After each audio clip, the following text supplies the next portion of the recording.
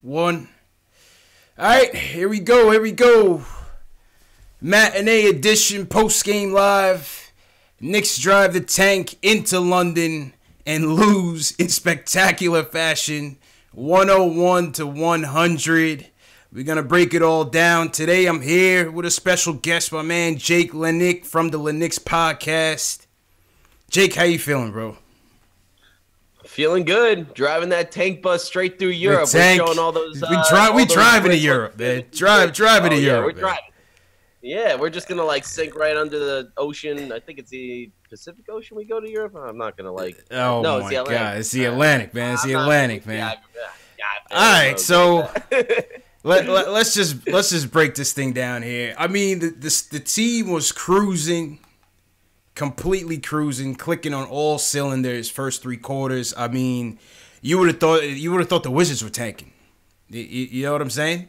I mean, yep. I watched the at first because I was watching on those back channel meetings because I had to multitask and it came up as the Wizards broadcast and the announcer was just like, he kind of brushed off the Knicks. It's like the 10-33 Knicks, like ha ha ha, and we come out the game gangbusters, man. Fourth quarter, we get stymied, and we lose on a goaltend, man. How do you explain losing on a goaltend, man? I mean, you kind of had to expect, the collapse was coming. I mean, this is classic Knicks, where they start out hot. Europe, Fizdale probably gave, an incredible pregame speech to rally the troops a little bit. And then in the fourth quarter, you just saw that bad man, Bradley Beal, just start coming out and showing out and just hitting three after three. And you're like, all right, here we go. Let's get this tank on rolling. I'm okay with it. But, yeah, man, I've been watching basketball my life, 26 years old, and I have yet to see a game-losing Never seen it. Goaltend. Never seen it once. Never seen it. I've been watching basketball at all levels. Never seen a buzzer-beating game-losing goal. That is oddly specific and weirdly Knicks-ish. Yeah, it was such a typical Knicks fourth quarter. I mean, oh my God, the most. I mean, three quarters, bro, clicking on all cylinders. Cornet going off, Dotson going off, Money Mitch coming in, disrespectfully rejecting everything in sight. 15-2 Wizards run in the fourth quarter. Sorry, 17-2. At one point, we had more turnovers than points. 7 turnovers to 2 points at one point. It went into a 7-minute drought. And then here they come again, cardiac Knicks, man. And you know what? It's so funny. It's me and you were talking about Moutier before. It's almost like Moutier is like, we have no go-to guy in the fourth. We have no clutch scoring in the fourth. It's kind of just like, take your pick, whoever we get lucky with if we actually win the game. But Moutier seems to be some sort of fourth quarter. He tries to pull out some clutch genes in the fourth, man, whatever you want to call it. But he tried to pump the brakes on the tank, man. It just wasn't meant to be, man. I'll give it to Moutier. I mean, anybody that knows anything about me knows that I've been extremely critical of Moutier and Fizdale. Those are kind of the two guys that, moving forward, I'm a little bit skeptical about. But I will give Moutier credit in that sense that in the fourth quarter, he is definitely a guy that goes for it. There's no doubt about that. He likes to have the ball in his hands, and he was nowhere to be found for about 7 minutes there. But inside 4 minutes, when clutch time came, he was there. He wanted the ball, and he was the one making the shots. And him and Bradley Beal just kept on going back and forth with each other. But yeah, man, it's games like this that really make me sick because when the Knicks are threatening to win, and it's not really the young guys that are doing it. Like Moutier had a great game, but I don't really. I just Moutier stinks to me. He stinks to high heavens. Just seems like a guy that we're going to give money to. If we give him a Doug McDermott 3-year, $22 million contract, I will lose it. I wasn't a McBuckets fan to the slightest, man. I was not a McBuckets fan. Well, listen, I don't know what the future holds for Moutier. I'm 40-60 in terms of wanting him back next year on a cheap deal. But listen, today he had a decent game today. 11 for 17, I believe. 12 for 17. Tried to do it in the fourth. You know, Timmy had his usual with two assists. With two assists. Listen, yeah, I'm not. You gotta put that little asterisk. You gotta put everything together, right? But it was just a comedy of errors in that fourth quarter, man. Just everybody standing around, and I mean, listen, this is what a developing young team will do. We don't have our best player. We don't have our go-to guy. Bradley Beal fell asleep for most of the game, and he is their go-to guy, and he showed it down the stretch. Yeah, no, there's no doubt. And, like, these are games that when KP comes back, we're winning these games. Yeah. 7-minute droughts don't happen with KP on the floor. We don't have a star player right now. Everybody wants to say, like, Fizdale's the point guard whisperer. He gives Moutier that green light to do whatever he wants, and that's all good and dandy. But that 7-minute drought doesn't happen with KP on the floor. And then, you know, it's one of those things. Like, this is a great year to tank. Don't rush KP back because these games will get us a draft pick. This draft is top heavy, as we all know. And I had no problem with the way that we looked today. I mean, we got decent showings from guys that we can move forward with. I'm a big fan of Luke Kornet. Can we talk about Luke Kornet? He's a big fan of Luke Kornet, man. He's been impressing me. That Philly game was the most I've been impressed with Luke Kornet because I felt like that was his biggest test going up against Embiid and those dudes. Yeah. And, you know, listen, he didn't back down. He didn't back down from the challenge. He did not back down from the challenge. He had his career high. I believe he had like 6 assists in that game. He came back, had 4 steals. He had 4 steals, I believe, in this game. 5 steals in this game, 1 block. 5 for 11 from the field, 4 for 6 from downtown. I mean, I think when you look at Luke Kornet, this is exactly what I had hoped that they would get out of him and being an undrafted steal last year in the draft. This is absolutely the type of guy that good teams are formulating. You look at guys like Mitchell Robinson. You look at guys like Luke Kornet. You look at Alonzo Trier. You look at like teams like the San Antonio Spurs, and they have an uncanny way of nabbing these guys in like BS rounds that don't matter of the draft, and they turn them into decent players, and they have a good fit in the NBA. Like Mitch Robinson as a potential shot blocking machine, rebounder, pick and roll artist. Like he's got it all, athleticism, size. Luke Kornet. Imagine him backing up KP. Yeah. I mean, people like to say Mitchell Robinson and KP are going to make a fantastic duo. I'm more like I think KP should be the starting center when he comes back. And then, you know, eventually when, you know, all good things happen to Knicks fans and we get KD and then we have Kevin Knox and we could put them all in the lineup with like Frank or something. That's a matchup nightmare. And then you got Mitchell Robinson and Luke Kornet at the 4 and 5 coming off the bench.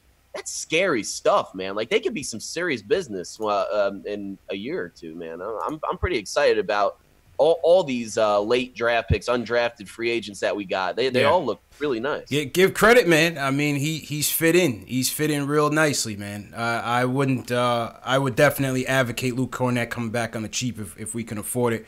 Right now, he's making a $1.5 million. He's making pretty much the same as Vonleh. So it's going to be interesting, you know, when crunch time comes, who we can keep. If we can end up keeping both, we'll see. And we'll get into those Vonleh trade rumors later. But let's get into, first and foremost, let's shout out to the chat. Shout out everybody in the chat joining us on this early post-game tilt. You know what I mean? Shout out everybody in the chat. Keith Sinclair was here early. What's going on? Javid the God, Ralph Unreal, Alex Collins checking in from Ireland, as usual. What's going on, Alex? 4-0, what's going on? Quiet Money. Yeah, man, the usuals in here. Chester, Chetnik Nation, what's going on? All right, first call. My guy, as usual, Julian from Westchester wants to talk about Moutier. Julian, what's going on, man? Oh, man, what's going on, fellas? What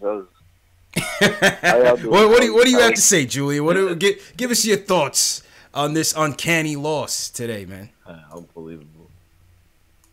Yeah, I mean that's a nice way to put it. Uncanny. Uncanny. Nah, but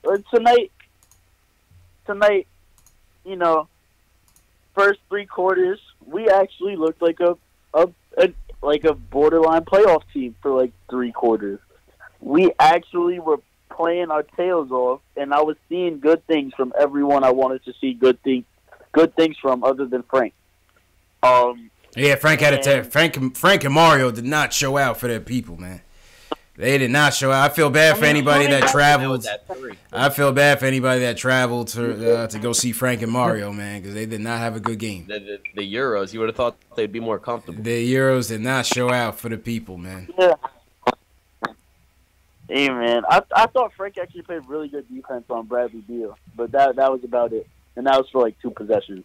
Yeah. But anyways, overall, I'd say. And Kevin Knox had a bad night too. But it wasn't his best. Wasn't his night, but hey, tonight I have to say there's an overwhelming amount of positives to take away from a loss like tonight. Agreed. What's yours? Luke Cornett. You look at Luke Cornett. He's a taller Ryan Anderson with acceptable defense. It's a fair comparison. He's got some level of lateral quickness to the point where like you don't have to hide him on defense. And when you switch him out onto perimeter guys, he's actually not that bad at coming off the switches and defending on the perimeter. So you got to look at that and see that as a positive. Mitchell Robinson comes back tonight and sends. Well, I forget who it was. He sent that shot into like the River Thames, bro. That was crazy. Mitch picking up where he left off, man. Mitch picking up right where he left off. It's good to see him out there, man. He'll get his blocks when he's in the game. That's for sure. Oh, yeah. Facts. Yeah. If you look at it, the guy could average 5 blocks a game when he's in his prime. Like no joke. He really could. That's a stretch, but I like where your head's at. He's coming from Mark Eaton's record. He's coming from Mark Eaton's record. Wow, mark my words. No, but tonight, Noah Vonleh, excellent performance. But the thing I really wanted to get into was Emmanuel Mudiay and how overrated our fan base has portrayed him to be. Okay, all right, Julie, let's hear it. Let's hear it. Let me read his stats from tonight. He played a good game. 25 points, 7 boards, 2 assists, right? 11 of 18 from the field, right? Yeah. And he didn't shoot. He was perfect from the free throw line. But you know what he had? He had 5 turnovers and the lowest plus-minus on the team. You cannot have that from a starting point guard moving forward. You just can't. That's not acceptable. Unless your starting point guard is like James Harden or John Wall, that's not going to cut it. So that's what I'm saying. Mudiay, he's great for right now because he's helping us lose games, but bring it like down the line. There's no reason why we should bring him back. There's no nobody can convince me that Emmanuel Mudiay is our starting point guard of the future and can bring us a championship as the starting point guard. Nobody. Jake, I think you would agree with that, man. What do you think about that, man?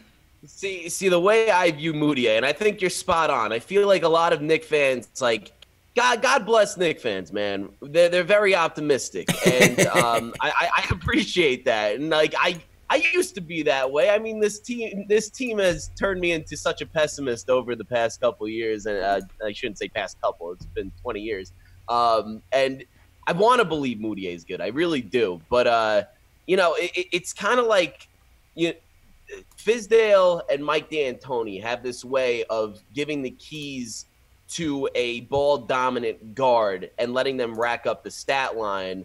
And I think that people get lost in the stats more so than looking at the effect of the game. Like, yeah, Mudiay came up clutch in the fourth quarter. He treaded water for the rest of the game. But he, as a point guard, it's cool if you get buckets. Like, Damian Lillard gets buckets. Steph Curry gets buckets, and I'm all for that. But they also have a way of getting everybody involved, in which Mudiay doesn't. And it's classic. Like, Fizdale and Mike D'Antoni have a lot of similarities in that sense, where I think the stat lines get increased. And comparing Mudiay to James Harden in this sense is such a gigantic leap and stretch, because James Harden's an incredible basketball player. Mm-hmm. But there's a reason why these guys don't win games. It's because like they don't get enough people involved on the court. There's not much of an offensive system as much as it's just like a free for all. And you look at teams like Golden State and the Spurs, and like they look like everything is so solid and everything is in sequence, and they all know what each other's doing, and like they know what's happening 3 times before the ball gets moved. Like they it's like they have some psychological tract with each other. Yeah. That's not what the Knicks have necessarily, and I think that it'll come with time. But I think Fizdale needs to do a better job at implementing an offensive system as opposed to just letting them run rampant. It works because they're professional basketball players, and when they're on, you'll see it like the first 3 quarters. It'll be beautiful. Well, they simplified, and Julian, appreciate the call, Julian. They simplified the offense. You know, Fizz has always said that, both the offense and the defense. You know, he wants to keep things simple. He feels as though these guys struggle with some of the concepts, being that they're a young team, you know, inexperienced, so on and so forth. So we expect that. You know, listen, I don't disagree with you guys. I don't disagree with you guys on Moutier. He definitely has his flaws. I think also another flaw is he's inconsistent. I think sometimes you see some good things. I think being in attack mode is certainly something that we've missed from the Knick guards for a while now, and at times he gives us that. He gives Fizz what he wants, but you know, a lot of other times his distribution still, you know, leaves a lot to be desired, and he's got to limit the turnovers. One person who always has clutch turnovers is Timmy, though, man. Timmy struggled today on both ends, and you know, Timmy again with those fourth quarter turnovers, man. It hurt us. That definitely hurt us, man.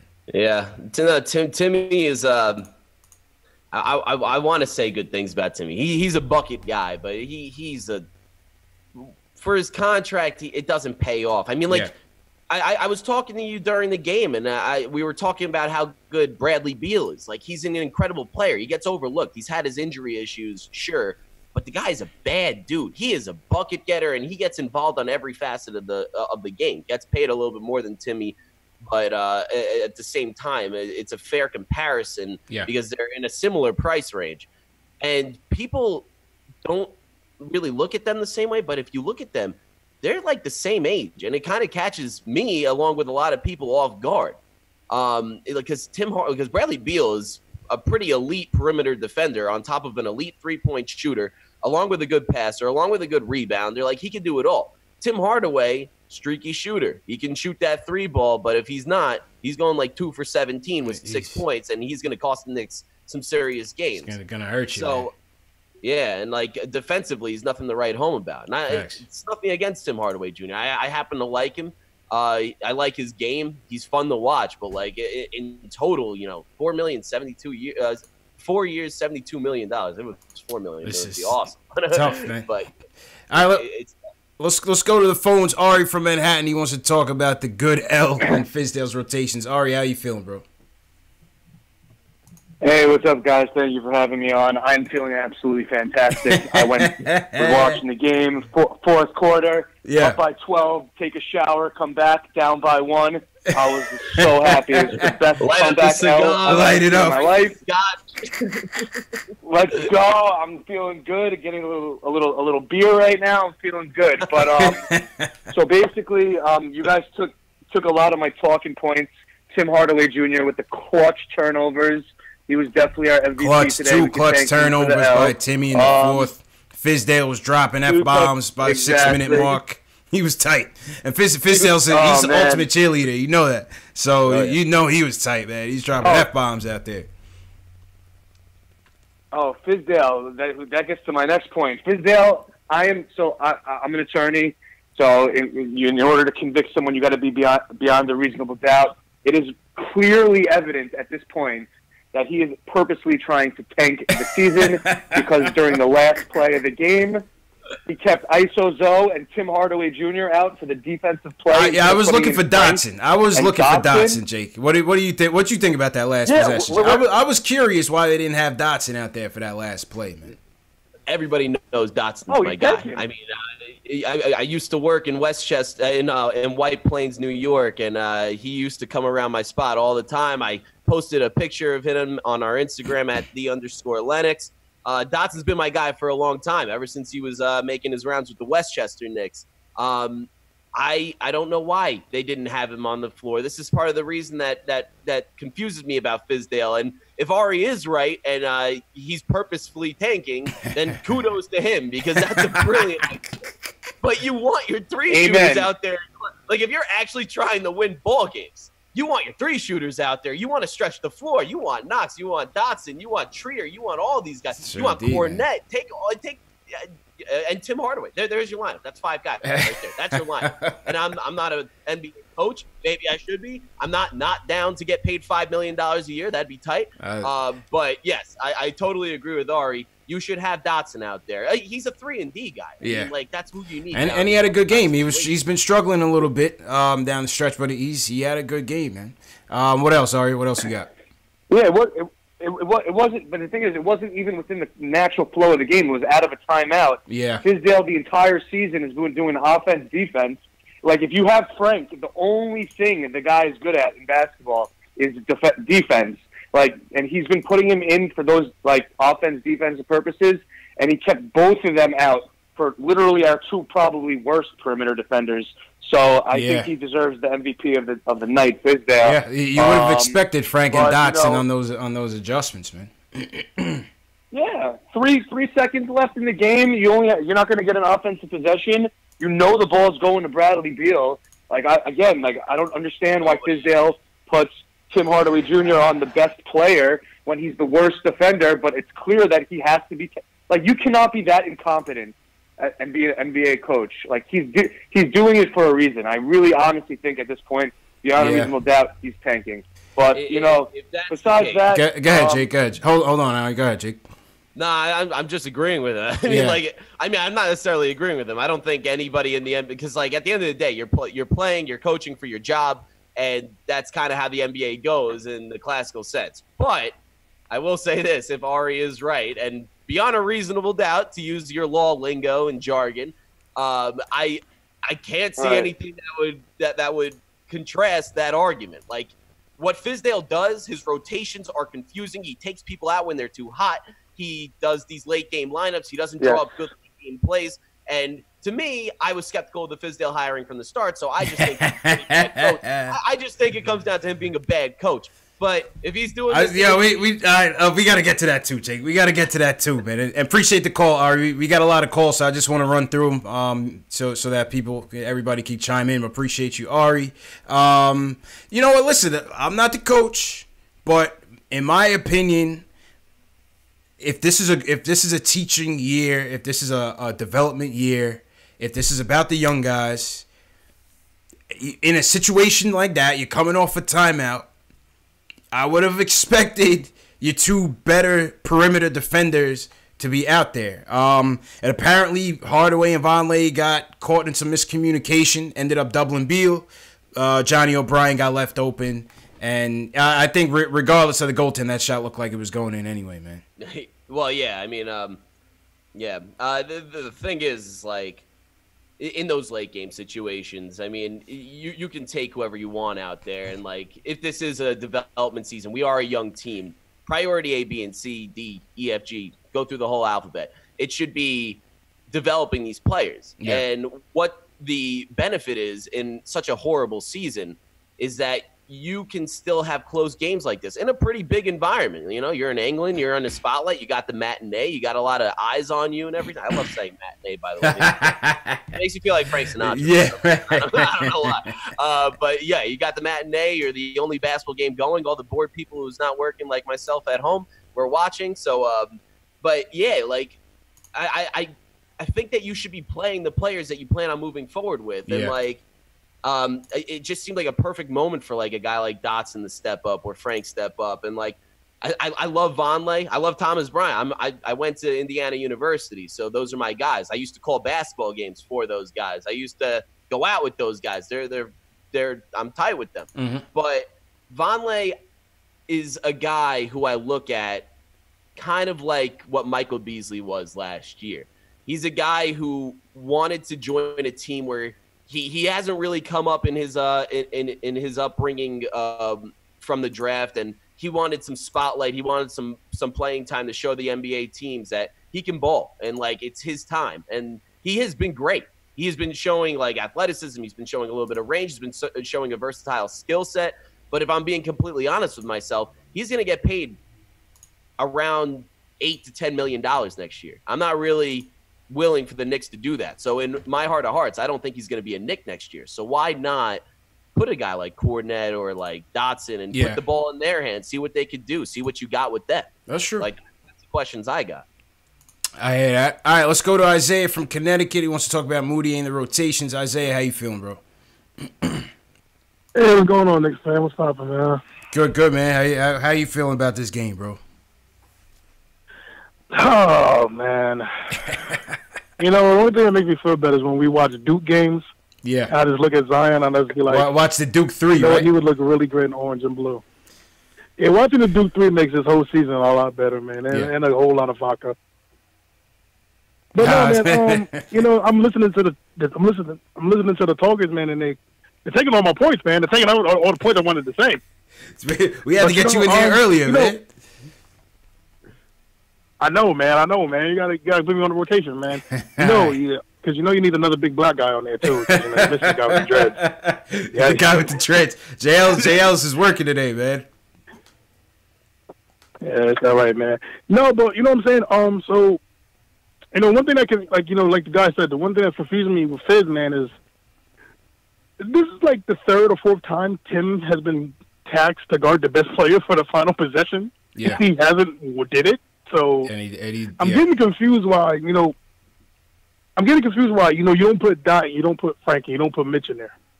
Those three need it because regardless of people like Frank or not, but he's part of the future. He's on here for his rookie contract.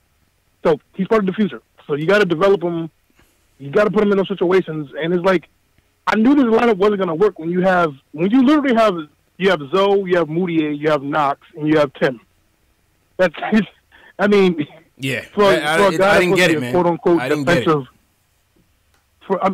And I try to like Fizz, and I do. I'm trying to give him every excuse in the book, but it's like you for the last 2 years, what our coaches, which has been confusing me, they talk about defense, but then leave our defensive players on the bench. Mm-hmm. I remember last year with Jeff Hornacek. I remember Jeff. Jeff would literally say we need to play better defense, but would leave Frank on the bench. When he was clearly our best defender. And rock with Jared Jack. Everybody knew it. Let's get Jared Jack and rock with Jared Jack. And God bless Jared Jack. Rotate them out, all these guys. God bless Jared Jack, so rest in peace. But, yeah, he's stupid, bro. God bless Jared Jack, so, man, rest in peace. But it's like, dude, I hate these coaches that keep talking about we're supposed to play defense, and then you have all these guys, and God bless Knox. Knox right now is just not a good defender.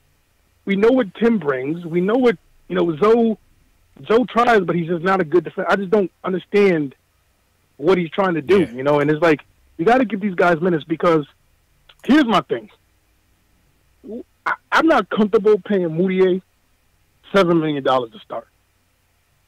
No. I'm just not. I'm just not a big fan of. I'm just really not a big fan of Moutier because at the end of the day, right now I don't think he makes people around him better. He doesn't play defense, and then he plays a little selfish ball right now that he doesn't move they don't move the ball. I'd rather give those minutes to Frank and let Frank listen, man. This second half of the season, here's my thing: give Frank 30 minutes, let him fail, let him do whatever he wants. And just give him the opportunity, give him the minutes, give Doc the minutes, let Tim heal his foot because it's like he's just been bad. He's dragging it. He's dragging it, man. I hear you. I hear you, man. It's like I don't. I mean, I get a little frustrated with it. But like, Fizz, we as New York fans, we can't be the only ones seeing this. True. We can't be the only ones seeing it, and that's why I think the guy was saying it doesn't make sense because we can't tank commander, have this much common sense. He's the tank commander, bro. I'm not gonna lie. Hey, listen, man. Knicks fan TV. Listen, I'm not gonna lie to you. If we get Zion, this whole season's forgiven. It's forgiven. Oh, of course. If we get one of the Duke boys, we get one of the Duke boys, I say it's a missing accomplice. R.J. Barrett. But it's like, this. Yeah. All right, man. You know what scares me about R.J. Barrett? Yeah. Go ahead, Isaiah. One thing that scares me about R.J. Go ahead. Yeah. One thing that scares me about R.J., he reminds me of Tim Hardaway. I saw a lot of people would say that. That's the scary part about R.J. A lot of people would say that. He reminds me of Tim Hardaway, but you know what, man? Shout out to you guys, man. I'm going to be at the game Monday for Martin Luther King Day. Okay.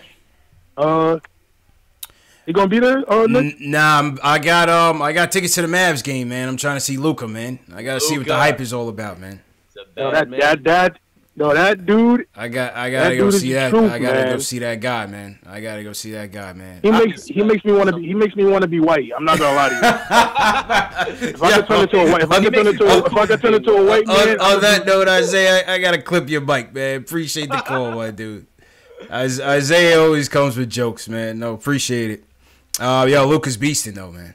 Lucas, I listen. Anybody that listens to my podcast knows that about 6 months prior to the draft, we inserted a segment called Luka Watch, where we kept Knicks fans up to date on what Luka was doing across the pond and how incredible this man is. The guy is better than great. He's a prodigious talent. He has accomplished more than anybody has ever did prior to coming into the NBA. That includes LeBron James. Not saying he's better than LeBron James. What I said about Luka Doncic leading up to the draft was that he is something like LeBron James, his guard skills as a forward with a better shot and a little bit less athleticism. But the guy is crafty, man. He's crafty. He's a beast. I mean, to see him dominate the ACB like that, as an 18-year-old, and that's highly regarded as the second best league next to the NBA.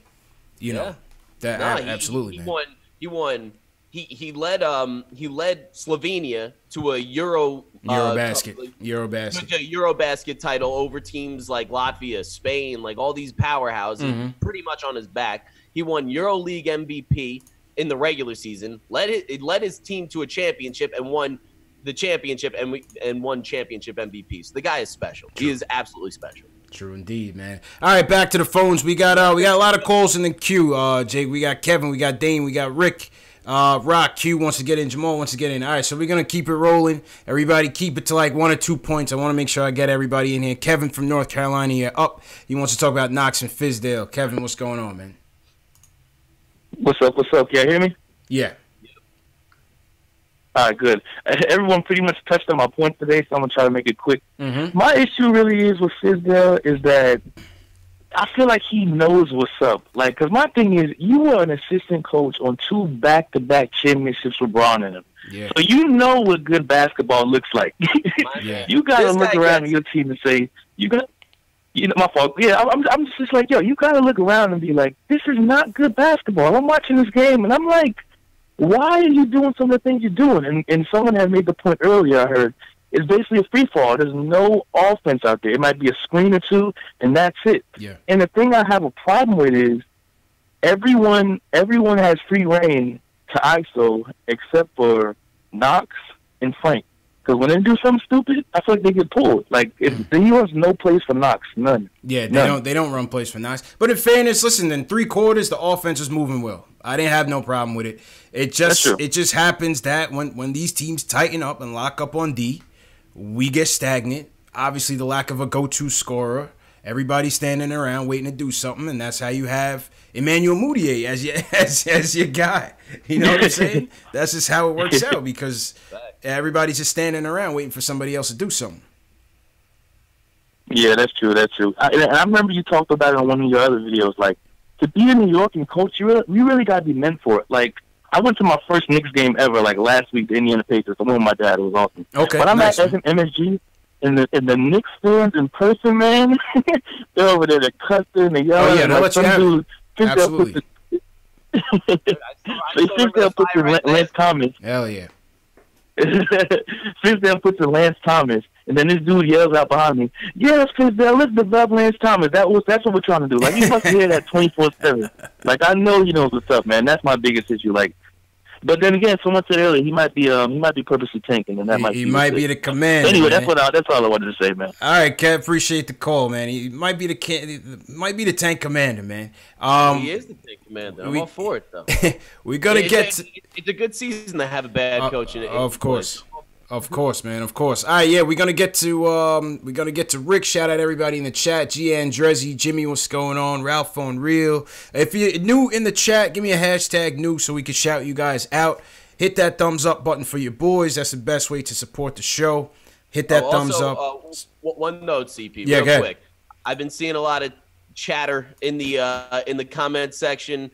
This man really has a podcast called The Lennox Podcast. A lot of people think it's like a French-based podcast. Obviously, you hear me speak. That's not the case. I just need to explain that it's me and my brother. Our last name is Lennox, not spelled like that, and it's clever, okay? No pun intended. This is real deal official, man. I mean, I get a lot of questions on that. I just thought I need to explain myself before people think it's like, a bunch of French people talking about the Knicks. Yo, to be honest with you, that's what I originally thought. That's what I originally thought, man. The more of a platform I could get to get that out there, I appreciate every second. I really thought you guys were related to the Knicks France group. You know that Knicks France group. That's big on social media. I love the Knicks France group. Every time I post a Frank picture on our Instagram or Twitter, I get mad likes. I thought you guys were affiliated. Mad love from the Frenchies, man. Factuals. All right, let's go to Rick and Charlotte. He wants to defend Moutier from the Moutier haters. Rick, let him have it, man. Let him have it, bro. What do you have to say for yourself? It's just comical that the games that people pick to Moutier gives you plenty of opportunity to hate on him. But after this game, that's the game that everyone wants to call in or talk in the chat about. Are we a good team? Did I miss something? Absolutely not. I got a question for both of y'all. Prior to the season, how many wins did you guys think that we were in contention for the number one pick prior to the season? I'm honestly surprised we got the double digits. I thought we were gonna. What was ESPN's ranking about 29, 30? I thought we was gonna hit about 25. I think we were at like 26.5 in Vegas or something like that. Yeah, I was taking an under. There was no way. Too. All day under. Hell yeah. But yet I listen to these calls. I read these chats. I'm on Twitter, and dudes act like Moutier is the reason why we're in this situation. We stink, y'all boys.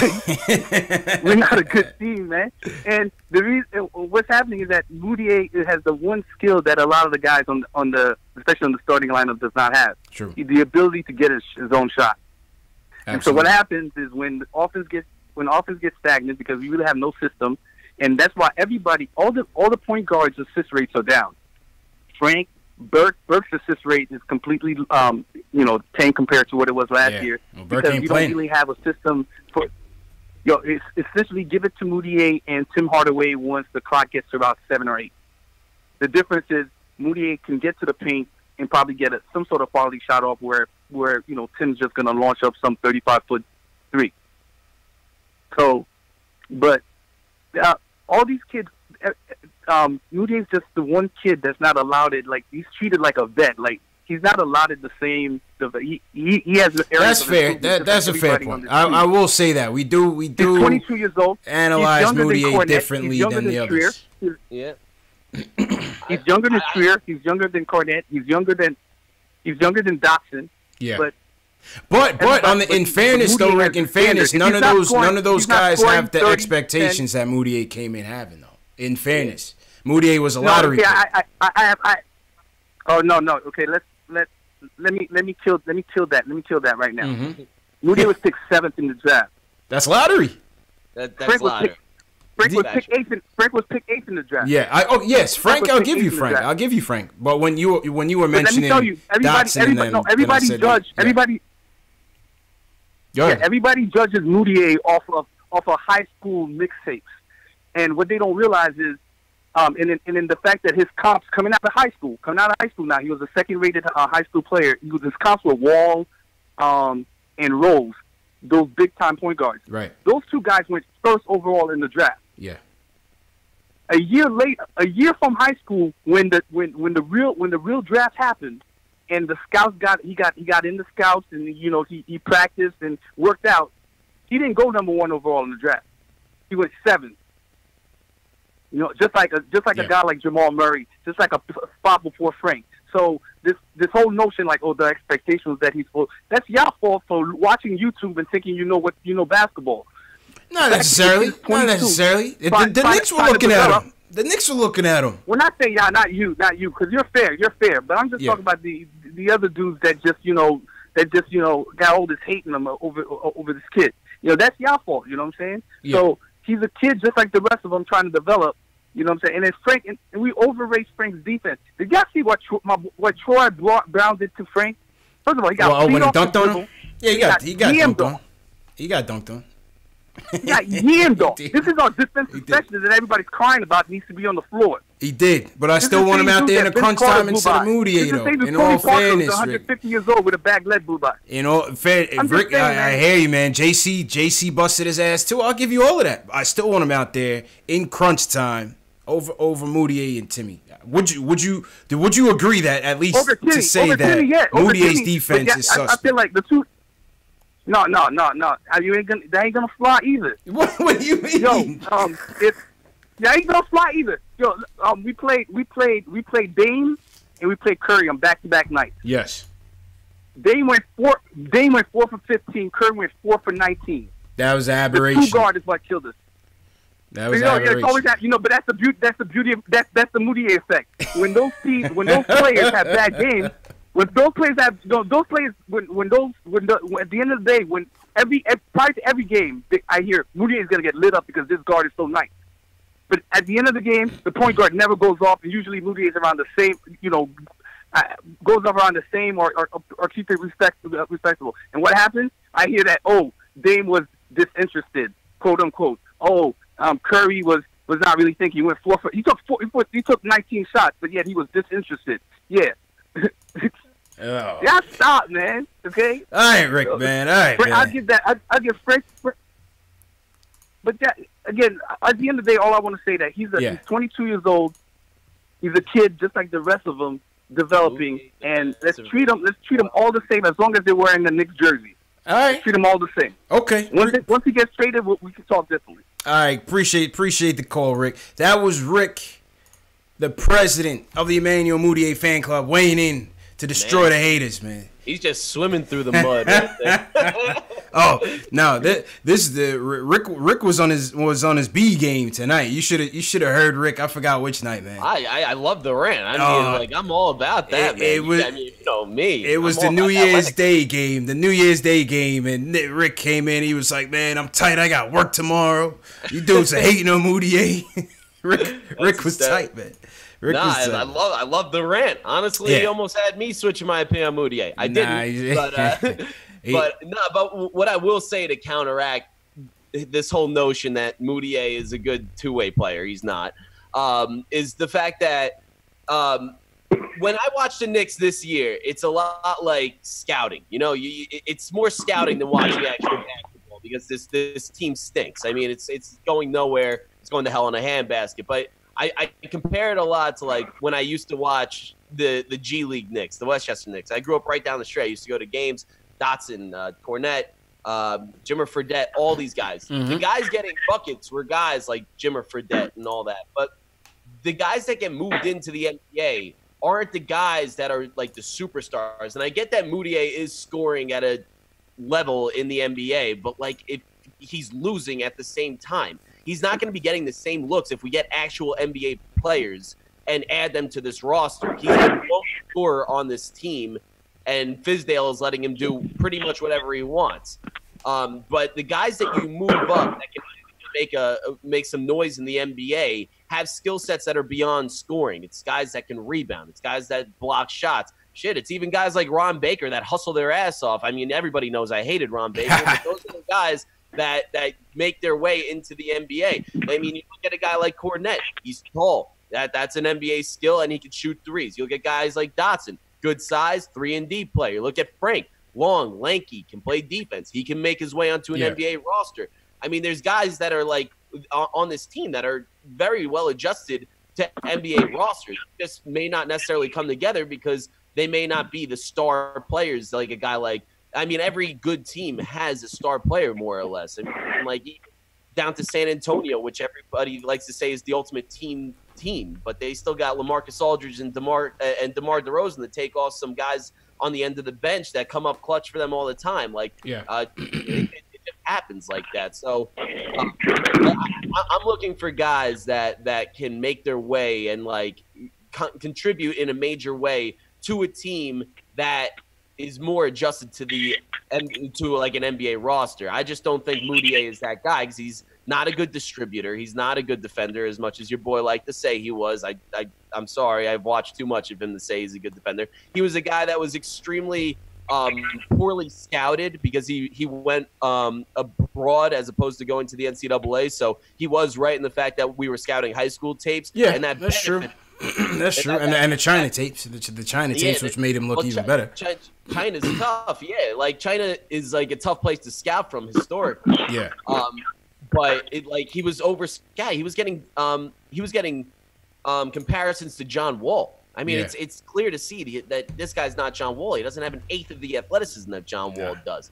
He's not the distributor that John Wall is. He doesn't rack up steals like John Wall does. In his best, he's not even a poor man's John Wall. That's an insane John Wall. All right, let's get back to the phone. Dave from Brooklyn wants to talk about getting rid of Timmy. Dave, what's going on, man? What's your gripe with Timmy, man? Yeah. How you feeling, bro? What's going on? What up? I'm good. First time caller. Quick. Your man was talking about Luka Doncic and said that he's as skilled as LeBron, but slightly less athletic. Slightly. Yeah. Jake, that's going to you, man. Yeah. No. Okay. That may be a little bit of an overstatement, but I'm saying that people thought that Luka's athleticism was going to affect him at the NBA level, which it clearly has not. My point is that he makes up for his athleticism with crafty play, as opposed to LeBron, who just step back is mean. The step back, but like also if you watch him, he's so crafty with the ball. He's always showing the ball here, putting it there, and these little hesitations, and the shot is always in place, so he always catches his defender off guard, which makes up for the athletic difference that LeBron does, because LeBron doesn't have that jump shot, but he's always been able to get to the rim whenever he wants, and he's ambidextrous, so he can finish at the rim whenever he wants. But Luka, going forward, he'll never be as athletic as LeBron is. That's a fact. But he'll be able to get to the rim. He'll be able to do things that LeBron was never able to do. And I'm excited to watch his career progress going forward. What you got, Dame? I agree with you wholeheartedly. Just a slightly less athletic. Are we drinking the same thing right now? Yeah, no. I mean, nowhere near LeBron, but I get Jake's point. He's a very crafty player, man. You're good. I just wanted to point that out real quick. Okay. What else you got on your Timmy topic? In terms of Tim Hardaway, I appreciated him so much tonight. I got off of work. I was stressed out, so we were up by like 15, 17 or something like that. And my man came through. He's number 3 candidate for the Tank MVP. You know what I'm saying? I appreciate him. MVP, coming through Tim Hardaway Jr. The Tank MVP. Man. Oh, absolutely. Tank MVP. You got to appreciate the first time but on a more serious note, though, touching on Dave Fizdale, I know, he hasn't been the best in rotation. Everybody's giving us some trouble, but keep it a buck, right? If you knew you got a job where you knew your first year was a write-off, nobody's going to judge you for it. Not New York though. Not New York. We don't want to judge him on it, but it just doesn't happen here. Even though I feel like he's playing with house money for sure, but there's still certain things, man, that you want to see. As much as he's playing with house money. I mean, there's no playing with house money in New York because in the offseason when we hired him, everybody was just like, oh, it's going to be an off year. It didn't catch anybody off guard before the year, but I would say like 80% of Knicks fans, not me, I hated the hiring. I really did. If you look at his resume, it's nothing. I'm sure we'll get to this more. Yeah. But I did not like the hiring, but I would say 80% of Knicks fans were all pro Fizdale. He's young. He's a player. I still am. I'm still pro Fizdale. That's fair. I'm not going to knock you for being a Fizdale guy. But the fact is now, and everybody thought this was going to be a bad year, but I would say like his approval rating is down to like 30, 35%. That's because we can't take the losing, man. Dave, go ahead, bro. Go ahead. Can I get my point off real quick? I'm gonna shoot my man some bail because people thought him on the bus. Yeah. Listen, you had a year off. You know what talent you had coming in. So everybody say, "Oh, he's bad." This, that, and the third. The team is bad.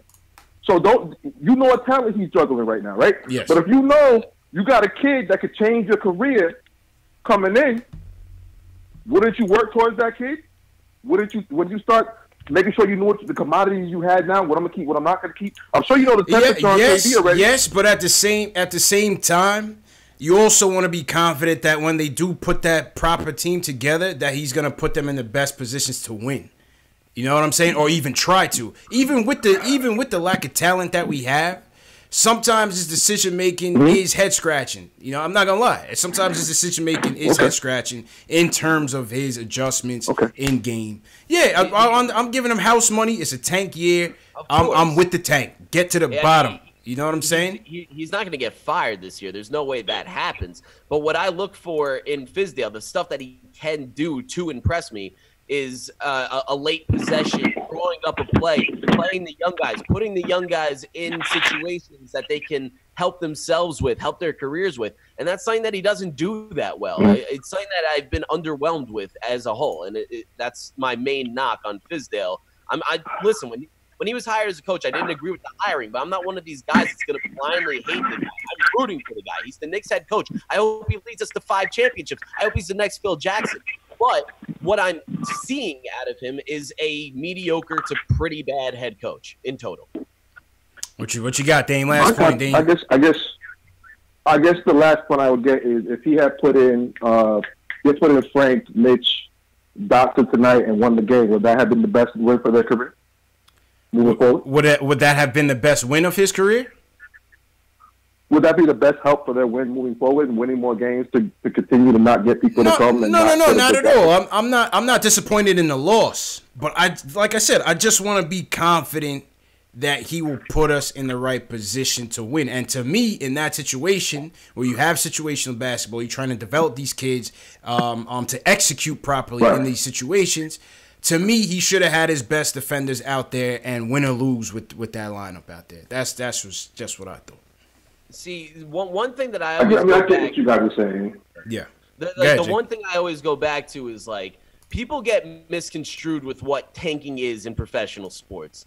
Like, tanking, players and coaches don't necessarily tank. Players play for contracts. They want to play as well as they could. Coaches play for contracts. They play as well as they could. Yeah. The front office is the people that tank. Like, they could be like, okay, we want this draft pick. This is kind of a down year. Let's try to put a roster in place to see what we got. Or how you rush players. And even in Fizdale's case, he can even be like a tanking head coach. But what a tanking head coach does is put the young players in.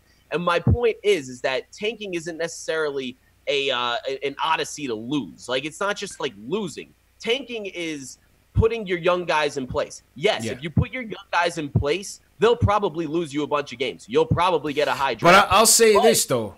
I'll say this and appreciate. All right, go ahead, Jake. Go ahead. But if your young guys are the guys that come out on top, and if we're winning games on the backs of guys like Knox, Frank, Dotson, and they start rattling off games, all of a sudden we become a playoff contender, will I be upset about that? No, especially without KP. Right. Because that means we're way ahead of overachieve. These guys are incredibly far ahead of the schedule. And I wouldn't be upset about that. But when Mookie is doing it, it's a different story. I use the term tank facetiously. I call it Knicks tank. To me, it's just all about losing. But at the same time, how many coaches do you know trot out multiple? If I see the permutations of lineups that we have so far this year, the Knicks have to have more than the whole league combined. Have to. They have to. I've never seen that in my years of watching basketball, where you basically have extended training camp into the midseason mark, rolling out this guy. Every single person on the team has had a chance to start, with the exception of Isaiah Hicks. And for all intents and purposes, I would expect for Hicks to come in. He's gonna be starting for somebody at some point. He'll get a shot. He'll get a shot. You know what I mean? Come game 70, Hicks is starting. So I just say some of the tactics are sketchy, man. That's all I'm saying. I agree, and I at this point in the season, I mean, it's kind of it kind of puts a little asterisk on my point. Yeah. I think that you got to rack up the L's now. At this point, you're so far gone. You're not making the play. Even in the Eastern Conference, you're 10 games behind. The playoffs is not a good position to be in. I think at this point it's like, yeah, let's rack up those L's. Let's get one of these Duke kids or John Morant, one of these guys, because it's a top-heavy draft, and if we get stuck with like the 7th or 8th pick, it's going to get a little sketchy in there. Factuals. All right, back to the phones. Rock was waiting for a minute. My fault, Rock. Appreciate the call. Dame, we're going to go to Rock. We got Jamal. We got Kareem. We got Choplo, Yaron, Q, Ace. I see you guys all in the chat. We're going to get to you. All right, Rock, you're up, man. Rock wants to talk about the whole team and Moutier. Rock, what's going on, man? Fellas, I love the podcast. I watch it every time on YouTube. Appreciate it, man. I appreciate it. Thanks for the support. No problem. The point about Moutier, I think that if we look at him, the transition from where he is from last year to where he is now, when they first traded for him, everybody was upset because they're like, okay, this guy is garbage. Why are they trading for Moutier? And I think that everybody saw his talent, but it wasn't coming out. They saw the potential. Now you have Fizdale, who's actually gotten this guy to produce buckets. I totally agree. He's not a two-way player, and neither is Tim. Tim, I think, is one of the worst defenders on the team, period. Because if you look at the game tape, a lot of the games that we've lost close is because Tim is not paying attention, and he loses his man, and that man ends up scoring. Like the big game that we lost in Brooklyn early, and Knox tried to get the block. That's because Tim he was on the island by himself and didn't know where his man was, and Knox tried to save him late to block it. So we don't have a lot of two-way players, except for like maybe Dotson. Right. So I feel like, but you have to look at the development of Moutier from where he was. Last year, he would barely shoot because his confidence was that low. So now his confidence is high. So I think you got to give Fizdale a minute to let him continue to get his confidence up. And then at the halfway point, now that your confidence is up, let's go back to the other part of your game where you were a distributor. Let's bring that back so that way we can coattail it together. And I feel like... So there? You lose him?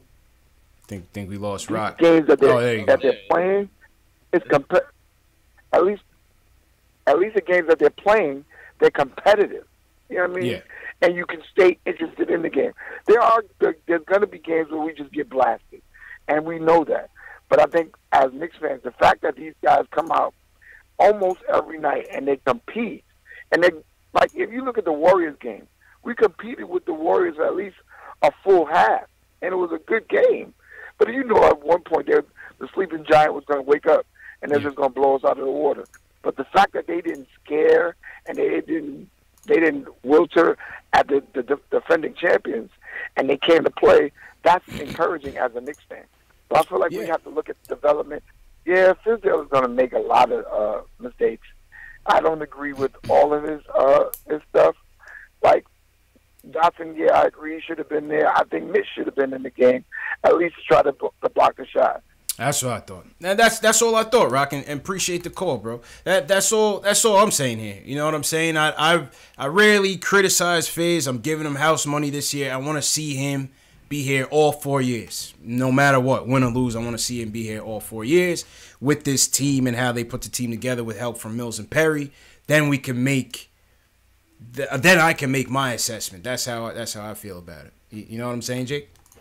Listen, I'm all for Mills being there all 4 years, as long as it means that James Dolan dies and Steve Mills. Nah, man. Nah. I don't co-sign that, man. This dude, Jake, you might be ruining my promotion, man. No, Fizdale, like, again, I would love to see Fizdale stay all 4 years because that means that he's winning. He's not going to stay there if he can't go on some upward ladder. You know, you start here, like the bottom of the bottom, and, like, that's fine and dandy. But if there's no progress being made, then, yeah, there's going to be some people. I mean, like, if you look at the last, 10, 15 years of the Knicks, like, we've had, like, 11 or 12 coaches or something. Like, coaches have not lasted. Coaching more than carousel, man. It's been about 13 in the last like 11 years or some craziness like that. So it's not a good thing. And like, listen, I mean, it's just more of the same all the time because of the two people on top that has been there since 2000, who has started the trend of terrible basketball for the New York Knicks, and that's James Dolan and Steve Mills. They've been there from the start. I mean, like, James Dolan owns the team. There's not much you can do. But Steve Mills, he's the cockroach. He just can't die. He makes every poor decision right along. He's Dolan's inside man. He is, but that's how Dolan operates, man. He takes care of the business side, and he puts that one guy that he trusts, and he stays loyal. He stays loyal, man, to a fault. Listen, he hitched his wagon to the right guy. He makes millions of dollars doing an awesome job because he's best friends with James Dolan. I mean, it must be quite a life. Factuals, man. All right, back to the phones. Sorry, back to the phone. Jamal from Jersey wants to talk about the rotations and Moutier. Jamal, what's going on, bro? What's up, how y'all doing? How you feeling, bro? I'm all right. I'm gonna be quick. I just don't like that. I think Fizdale like platoon substitute all the time, and he don't even need to. And I think even going back like to the Melo days, I hate coaches that coach by a system like at the certain minute mark they're gonna take a guy out because he constantly removing guys when they hot, sit them for a while, and come back in, and now they cold again, and it's like a whole new ball game. Like I don't get why coaches do that. You should coach to the flow of the game. If a guy's hot, Fizdale, that kind of confuses me sometimes. Right. But we've been doing that ever since the Melo days, too. Like, Melo will come out on fire for the first quarter. They'll sit him down with, like, 3 minutes left, bring him in halfway second quarter. He can't hit a shot then. Like, coach to the flow of the game for me, please. Please do that. Makes sense. And we losing, but we not losing the right way because we're losing with Timmy and them on the floor at the end when it should be the young guys. That's what it's about, the young guys. So I'm glad that we losing, but it goes for naught if the young guy's not out there. And my last point and problem with Fizdale is he's not working Kevin Knox in the offense. Kevin Knox is having to do it on his own or whenever the ball comes to him. He should slowly but surely be incorporating him and building his confidence and teaching him how to be a go-to scorer in this league. I don't get it. That's a big problem. That's a big problem I have with Fizdale. I mean, it's more of the same. I mean, I completely and wholeheartedly agree that he relies far too much on Moutier, which is the confusing part because instead of like putting guys like Frank and Knox, like guys that we drafted, guys that we invested so much in, we did not invest a lot in Moutier. We traded Doug McDuckets. Those ducks at the rim, and people want to act like he's some great shooter or something.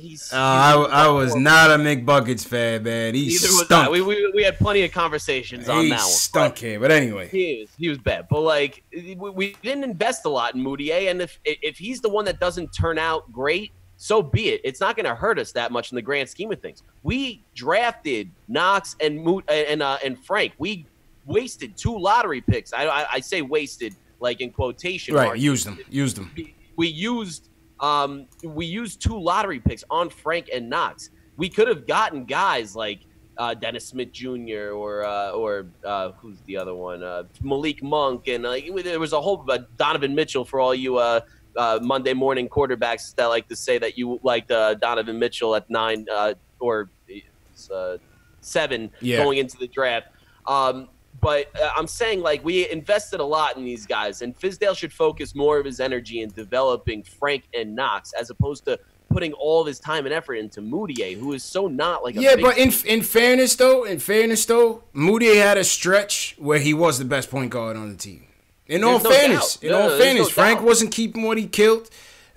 Trigger for a certain stint took a couple steps back.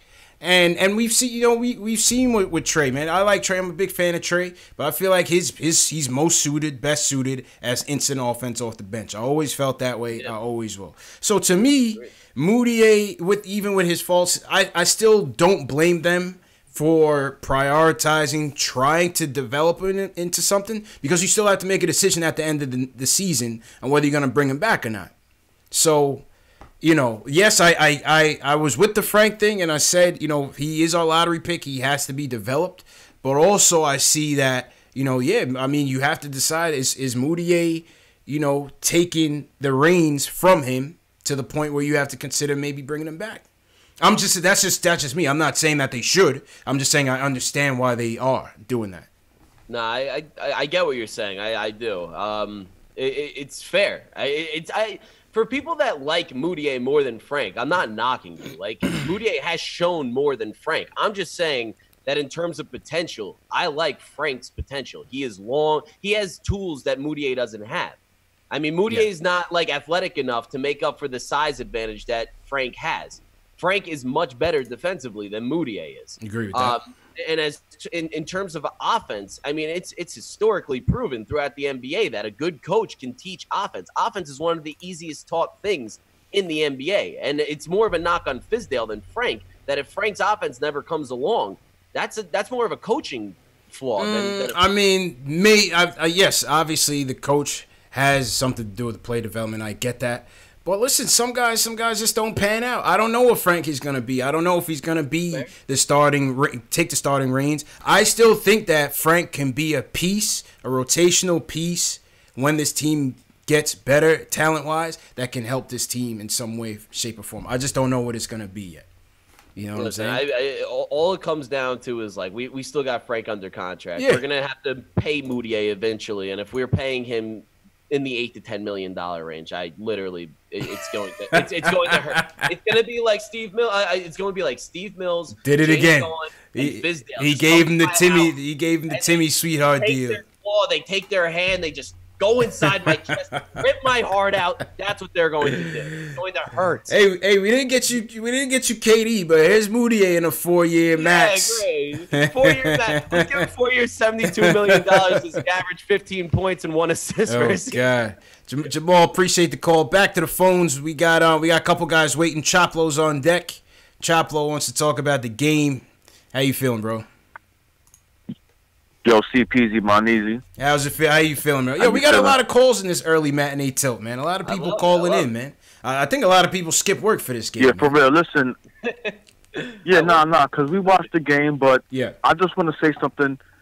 When you saw the sequence, not the sequence, but when you saw you had Dotson on the floor, you had Mitchell Robinson on the floor, right? You had the young boys on the floor, Kevin Knox.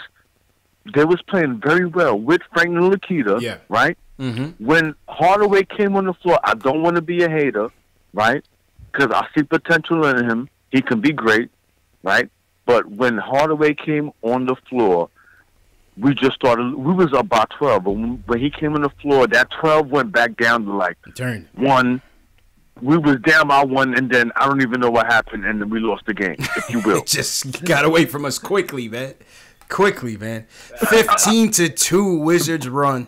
It's literally crazy how every team that the Knicks plays turn into the Golden State Warriors. Is this not a super tank? In a blink of an eye. Is this not a super tank?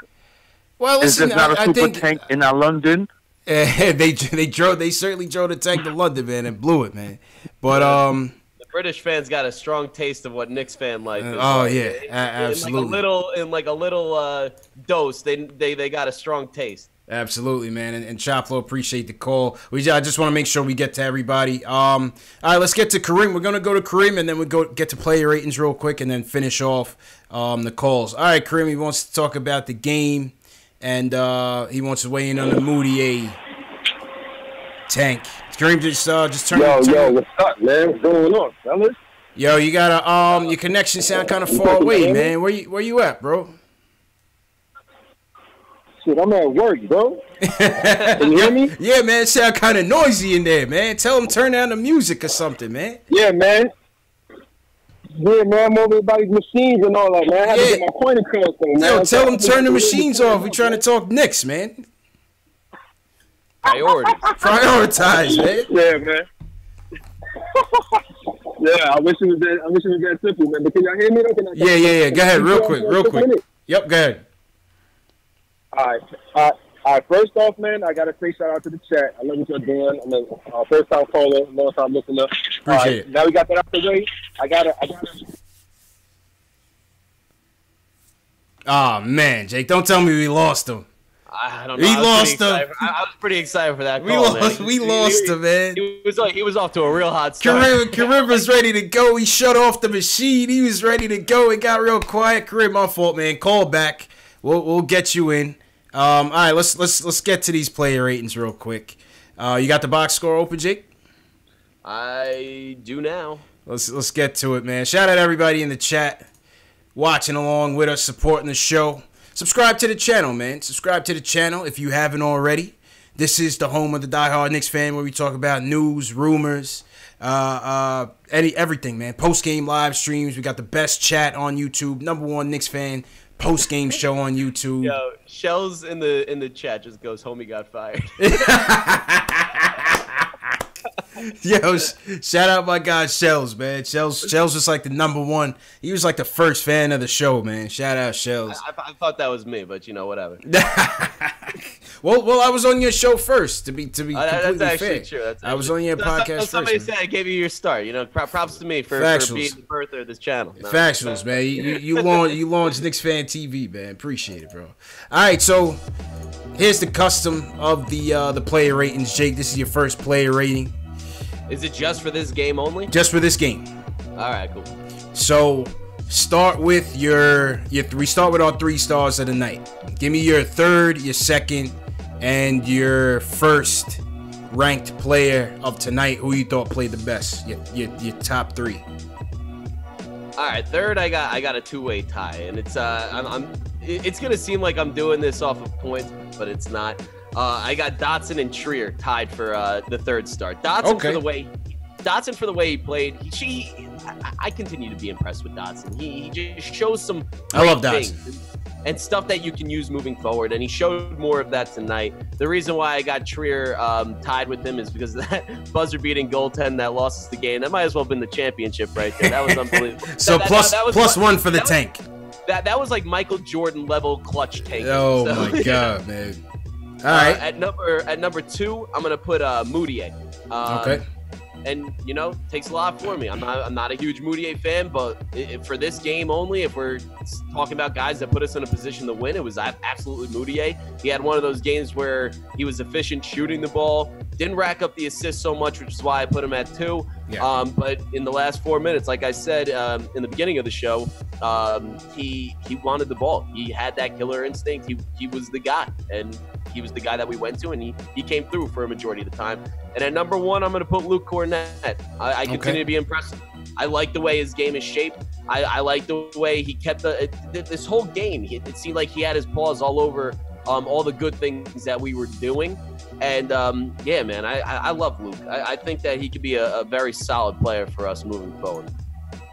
Yeah, I gotta agree with you, man. Good first start to your player ratings, man. I think I'm gonna go number 3. I'm gonna go honorable mention to ISO for bouncing back. ISO's been in a bit of a slump lately. Yeah. So I'm gonna go 3 for ISO.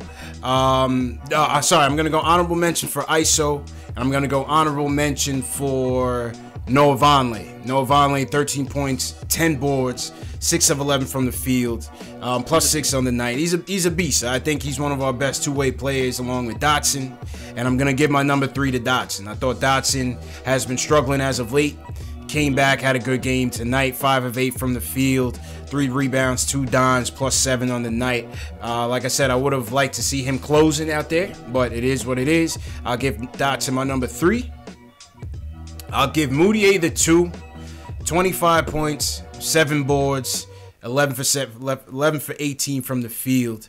Moutier's field goal percentage is one of those positives for him all year. Oh, absolutely. All year.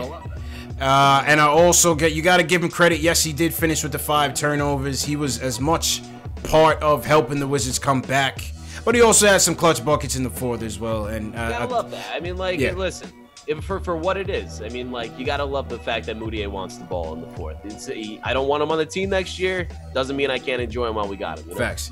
Number 1, I agree with you. Luke Cornett, ISO Luke, as I used to call him. 4 for 6 from 3, 16 points, 5 steals. The other game against Philly, he had over 5 assists. This time, 5 steals. Good job by Luke Cornett, man. He's getting more and more comfortable in the offense. He's getting more and more comfortable with the flow of the game compared to his rookie year. And I like him, man. I really hope they bring him back if they can get him on the cheap. And I think they should be able to at this point. But I like what Luke Cornett is bringing to us. I like his prospects as a backup big on this team next to Money Mitch. I really like the comparison that the caller earlier made, comparing him to like a not useless defensive version of Ryan Anderson. I can definitely see that a little bit. I mean, he'll get his boards, but like he's more athletic than people want to give him credit for. He has some lateral quickness. He can move. He can protect the rim. 5 steals tonight for a big man. That's tough, man. That's 5 real steals. Tough. And like him and Mitch together on the same floor is like coming off the bench too, with a little development in there. That could be scary for the Knicks in the future, man. Factuals, man. So what would you starting with Luke Cornett? How would you rate him this game on a 1 to 10 scale? I'm gonna give him for this game. Man, I'm a harsh grader. I really am. What are you thinking? Like man? This whole game didn't really impress me as a whole. Luke did. I'll give him like an 8.6. Okay. I would give him. I'd probably give him about a 7. I think I'd give him about a 7. All right. So you're harsher than me. Yeah, I give him about a 7. Because I take quality of opponent into consideration as well. The Wizards, to me, were dog-ish. He still had a good game. Don't get me wrong. Nah, for sure. You know what I'm saying? I mean, he did the glue guy stuff. Should not go unnoticed. Should never go. Factuals. How about Moutier? How you grading Moutier for this game? Well, on the scale that I set for myself, giving Cornett an 8.6 in this game, I'm going to give Moutier a 7.2. Yeah. I probably give Moutier the same 7. I give him the same 7, taking some point off for the turnovers.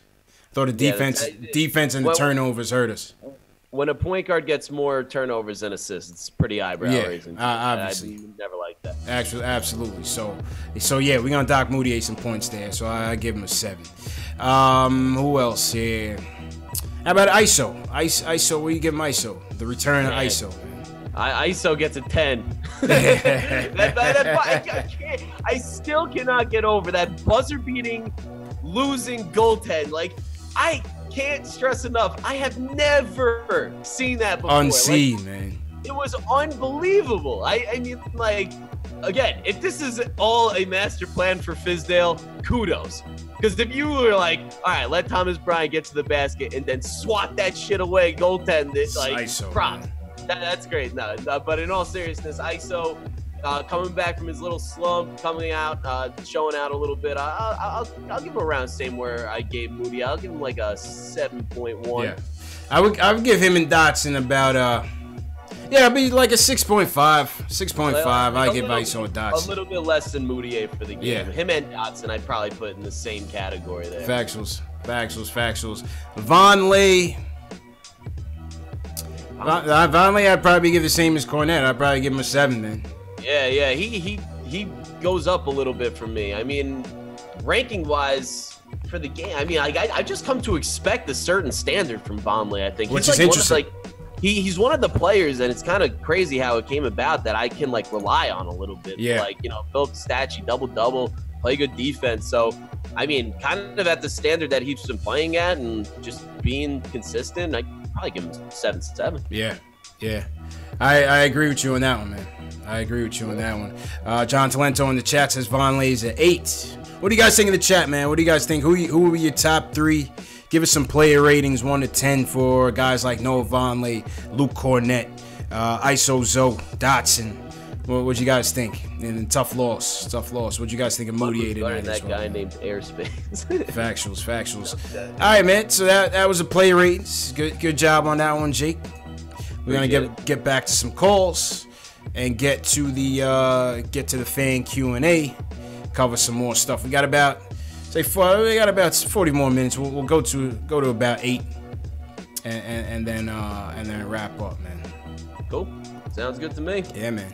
Shout out everybody in the chat one more time. Hit that thumbs up button for your boys. If you support the show, if you're a diehard Knicks fan, subscribe to the channel. Jake, where can they find you at on social media? Let them know where they can find you at. On social media, you guys can find me on Instagram and Twitter at @the_Lennox. That's at @THE_LEKNICKS. We're going to come out with our YouTube channel, I think we're actually going to join CP on the channel, so we'll be easy to find. Yeah, man. It's my brother and I. We do our podcast. We've been doing it for about 3 years now. We haven't done one yet this year because I had to move and shift around a lot of the technology, so we're going to come live on YouTube. And for those that already followed us and listen to the podcast, we appreciate you guys. Always down for more listening. Yeah, man. All right, back to the phones. Q, my fault, man. You've been waiting for a while. Just trying to get you in here, man. Who wants to talk about where we go from here? Q, how you feeling, bro? What's good, CP? How you feeling, bro? Hey, man, I'm good, man. This whole season has been a depressing and roller coaster season, but I think I've seen some lights, man. I done watched the game set 2 times, and just touch on a couple of things. Let's get away from this Moutier thing. Mm-hmm. You know what I mean? Rick is killing us, man. He's getting everybody fired up. Rick is torching the chats with the Moutier. Each other. Yeah, man. He's got us turning against each other. Knicks Nation does not need, this, okay? We're already in trouble. Oh, my God. Yeah, we got to get away from Moutier. We know one thing. He's not an IQ player. Mm-hmm. He's not a smart player at all. He's what you call bad basketball in the NBA. All offense, no defense. Now, Q, let me stop you there because you're a coach, right? You're a coach, and we had got into the Fizdale topic. What's your take on some of these decisions? How did you like the last sequence of plays there in terms of how Fizdale called it? Well, first of all, it was a good point saying letting everybody know what a true tank is. As a coach, you don't play to lose. Right. You never play to lose. Mm-hmm. You should have defensive players in the game. You should have high IQ players in the game. Unfortunately, Moutier gets you some buckets, but he has a bad IQ, man. You don't want turnovers at the end of the game. If you're trying to win the game, we're talking about winning. You don't want turnovers. You don't want bad defense. You want stops. And at the end of the day, if we go with these young guys and let them make mistakes, I'll go with it. I'm cool with it. Yeah. We know right now that what Tim Hardaway brings. We know what Moutier brings. To a certain extent, we kind of know what Trier brings. These guys are one-on-one type of players. They're not two-way players. They're one-trick ponies is what I call them. I have players that they only could do one thing and score. But I'm losing as a coach because they can't play defense at all. And I've watched the game twice. These dudes don't even want to play defense. So let's be serious. So I get Rick. I know that's his guy. But I'm watching Tim. I'm watching Moutier. They don't even want to play defense. And for the culture, absolutely the one thing I'm pissed off at Fizz is he's got to keep this culture thing strong. If he came in talking about we're going to be a defensive team, we're going to protect the garden, you're not going to come in here and just score 50 on it. I remember Fizz saying all that stuff. He better keep the culture. You know what I mean? We got to play hard. That's part of it. We got to play these young guys, and he needs to tell Vonleh, put a guy on his back once in a while. You know what I mean? You're not just going to walk through the lane. I've seen these guys flying through the lane. Yep. This is one point I want to make. I looked at the schedule. We got 36 games to go. Yeah. Potentially, we can win only 4 of those games based on the teams we're playing. If we're going to do that, let's just play the young guys. Put Tim on the shelf, say he's hurt. You know what I mean? Mm-hmm. We know what we're getting out of Moutier. We don't need no more from Moutier. Is he real? Think about it, fellas. Is he really going to get better? Is he really going to show us something else the rest of the season? No. Moutier's a one-trick pony, man. And he only has, every game, the beginning, he had, 6 assists. Now he's getting 2 or 3, so we know what he's doing. He's trying to do him. Cool, no problem. I'm not paying this guy $10 to $12 million for a guy that has no IQ. So we need to move forward, especially with Knicks Nation. Let's stop all this Moutier junk. We know, Tim, we got to trade this guy somehow. And, hey, if we're tanking, we need to if we get Zion, everything changes. But we really need Jay Morant. Because I'll tell you this. You can put the argument he doesn't play at a big school. You could put the argument that this guy doesn't really play competition, but he's a multi-dimensional player. And if he's multi-dimensional, we're going to get something good out of it. Multiple assists. Knox is a finisher. You know what I'm saying? Mm-hmm. Go ahead, Jake. The one thing I want to counteract on that, I love Ja Morant. Let's make that very, very clear. Steve Naismith. Let me be very, very clear. Ja Morant is an animal. There's something about people that just does not change. Like, you see all these guys in the NBA have so much success coming into the, like, look at guys like Draymond Green, Luka Doncic, LeBron James even. Like, these guys, like, the one knock that they had coming out is, like, what position are they going to play? And my argument to that is, who cares? These guys know how to ball. And Ja Morant is that type of guy. At a dish, he can rebound, he can score, he can fill up a stat sheet, and like he plays at Murray State, but he is a killer, and he's catapulted Murray State into a top 25 team on his back, and he's a bad dude, man. The one thing I have as a concern is Ja Morant is that he doesn't shoot a very high percentage from three-pointer. That's something to keep an eye on. But the Knicks get Ja Morant, pair him up with the young guys we already have. He's gonna be a nightmare in the NBA. Go ahead, Q. Well, that's why I'm mad at Fizz. This is why I'm mad at Fizz. And I know CP and Jake, you know. One thing about Frank that is, like, weird, he actually has good shooting form. He actually looks like he can shoot. Confidence ain't there, man. So 100%. So what is it? It's confidence. It's weird. And Jake was right. I don't know if you said it or Jake said it, CP. It's really on the coach to develop a player. That's a fact. And if we took Frank at number 7, why the? I mean, not 9 or 7. I don't know, but top 10. But why the hell are we not playing Frank at all 3 positions? I get it. Frank may not be the point guard of the future, but put him everywhere and develop him. Because can I run my conspiracy theory? I'm going to run my conspiracy theory by you real quick. Let me see what you think about this. And it's something that I actually do believe in and whatever. People can hate on Phil Jackson all they want. He wasn't good with the Knicks. He made a lot of mistakes. I'm not going to defend Phil Jackson in any way, shape, or form. But ever since the quote-unquote new regime has come up in here, it seems to me that the upper management, along with the coaching, is trying to make the players that Phil Jackson gathered and kind of put them in the trash can and be like, okay, he was a Phil Jackson guy, so he stunk. As opposed to being like, listen, Phil Jackson drafted this guy high, yes, but he's still an asset that we can work with. I feel like the Knicks front office is more obsessed with turning Phil Jackson into this hated creature more so than making the pieces that he got us work. And that's something that bothers me. Well, they're freezing Frank. They're freezing him out. So if he leaves, they'll just say, if they trade him or whatever, they're going to say, oh, he's a Phil Jackson guy. But how dare they do that to KP? They're not going to do it to KP. No, but why do it to Frank when you can possibly have a shooting guard that plays D and you could put at the point and can play the 3? Multi-dimensional. What is Golden State doing? They're doing the multi-dimensional, multiple player positions. And Fizz said that. That's why it's killing me, because Fizz should be developing Frank.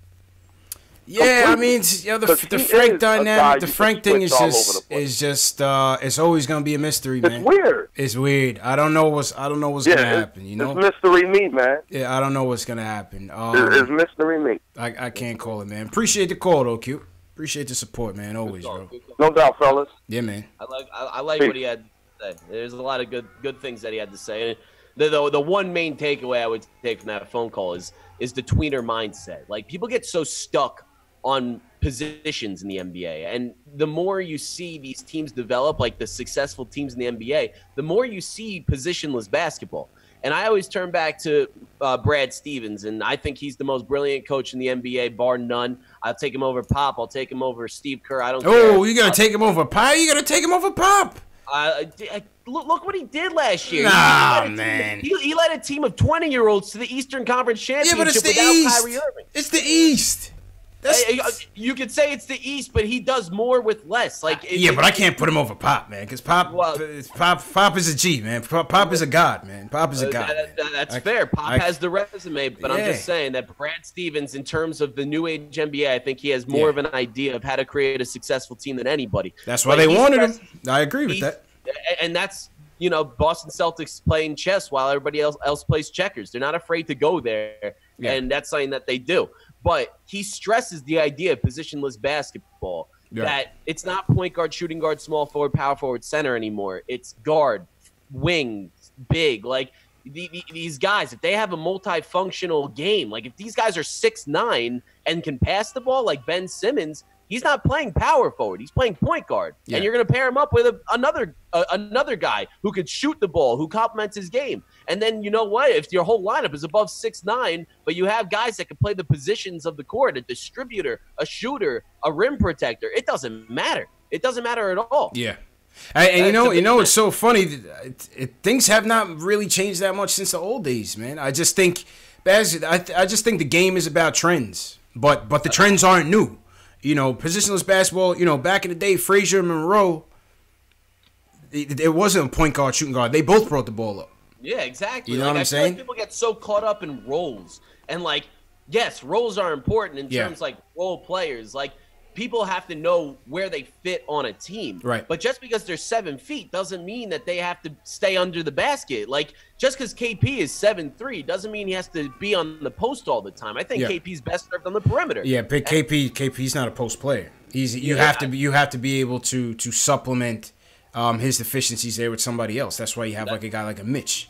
That's a fact. And Mitch Robinson also, just because he's 7 feet, he's not really an offensive guy, but if you kind of, use him on the picks and stuff, get more fast break opportunities. Get the lobs, and all this stuff. You have to structure, and this is a big knock I have on a lot of coaches in the NBA. They prioritize a system over the players, and I hate Pat Riley. I will forever die on this hill saying I hate Pat Riley. But Riles always was able to adjust to his talent. That's a fact. He was better than anybody at prioritizing the player over his system. He went from Showtime Lakers Knicks. to the 90s gritty Knicks and back to Miami with the two-man game with Tim Hardaway and Alonzo Mourning. Yeah, it's true, man. Riles was able to adjust to the talent instead of force feeding system, and that's why that triangle thing with Phil. Not to rip open a scab or a scar. That was a big problem with Phil. That was the dumbest thing I ever seen, man. It was so he cared more about trying to revive the triangle. I mean, the triangle could come back in 30 years because the game is cyclical in that. I mean, the triangle's been around since the beginning of the game.